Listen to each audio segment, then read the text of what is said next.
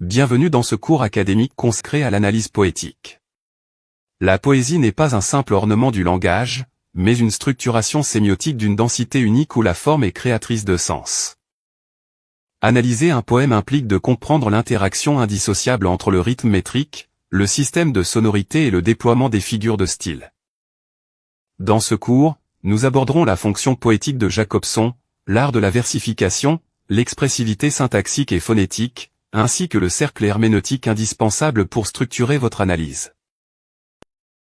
La versification classique repose sur le décompte rigoureux des syllabes. L'étude du maître permet de définir la régularité ou l'irrégularité du poème et de mesurer la solennité ou la légèreté de son rythme. Attention au traitement du muet, qui s'élite devant une voyelle mais se prononce devant une consonne. Sachez aussi repérer la diérèse, qui étire un mot pour ralentir le vers et accentuer son mystère. L'analyste averti recherche toujours l'écart métrique, un vers boiteux ou un déplacement de césure signale généralement un bouleversement thématique ou psychologique.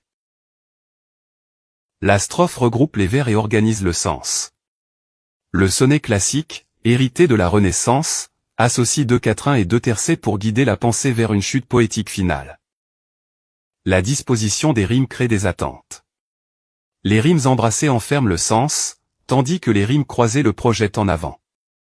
Leur richesse sonore et leur genre alterné orchestrent la mélodie. Ne vous contentez pas de dresser des schémas de rimes vides.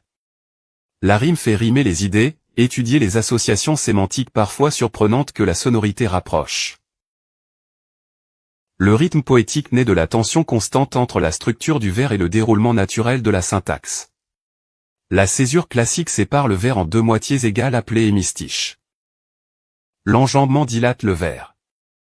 Le rejet, lui, isole un mot au début du vers suivant, provoquant un coup de projecteur sémantique et rythmique saisissant sur ce terme inattendu. En poésie moderne, le vers libre s'affranchit de la césure classique. C'est alors l'intonation et l'émotion brute qui dictent les accélérations, les ralentissements et les silences. Le poème se lit à haute voix. La trame phonique tisse des liens secrets sous le sens intellectuel des mots, en sollicitant directement l'oreille du lecteur. L'allitération dessine des textures physiques, les consonnes occlusives indiquent le choc, tandis que les fricatives miment le glissement. L'assonance colore le poème d'ombres sombres ou d'éclats clairs. Ne dressez pas un inventaire de lettres détachées de leur contexte. Une répétition de sonorité n'acquiert sa valeur esthétique que si elle résonne avec le sujet même du poème. La poésie réinvente le dictionnaire. Les tropes, ou figures de transfert, provoquent des connexions inattendues entre des domaines de l'expérience humaine que tout sépare. La personnification humanise le cosmos. Les synesthésies baudelairiennes, quant à elles, décloisonnent les perceptions, les odeurs deviennent sonores, et les couleurs se font tactiles. L'analyse stylistique de l'image consiste à mesurer l'écart créé par rapport au langage ordinaire et à révéler la cohérence interne de la vision du poète. Le cercle herméneutique est particulièrement fécond en poésie. Une première lecture suscite une émotion ou une intuition. La scansion et l'étude des sons valident ensuite cette impression première. On s'imprègne d'abord de la voix du poème. Puis on démonte les rouages de sa versification et de sa phonétique. On reconstruit enfin une interprétation unifiée et profonde. En poésie, la forme linguistique est génératrice de sens.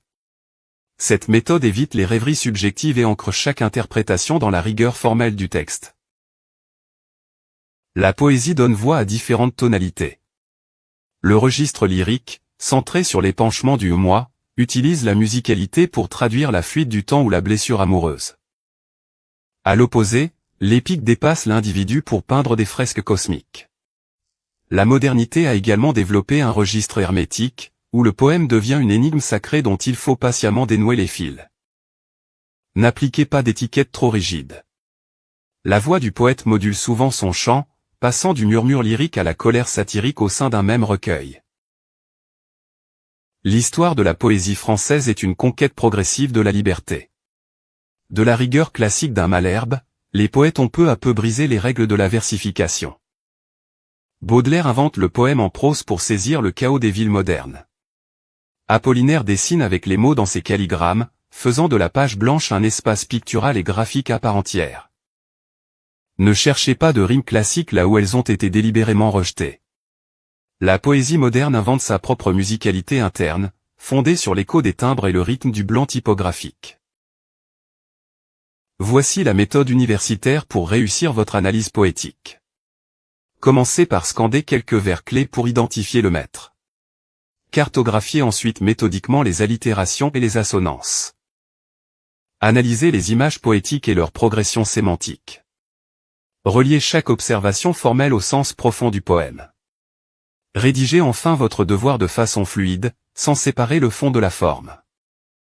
Le but ultime de la stylistique poétique n'est pas de disséquer froidement le texte, mais de faire vibrer sa voix singulière en montrant comment la rigueur de sa forme sert l'infini de sa vision.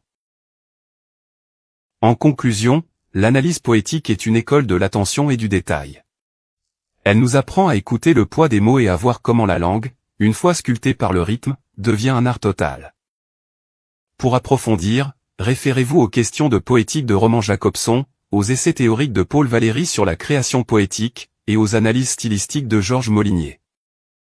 Soyez attentifs au rythme, respectez les exigences de la métrique, et laissez-vous guider par la musique souveraine du texte. Merci pour votre attention, et à très bientôt pour un nouveau cours.